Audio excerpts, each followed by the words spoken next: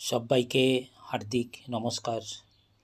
আজ আমাদের কবিগুরুর গীতবিতানের পূজা পর্বের 23 নম্বর কবিতা।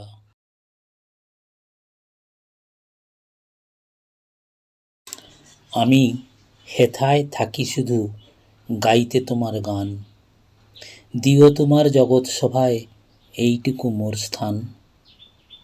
আমি তোমার ভুবন মাঝে লাগিনি নাথ কোনো কাজে, শুধু কেবল সুরে বাজে অকাজের এই প্রাণ।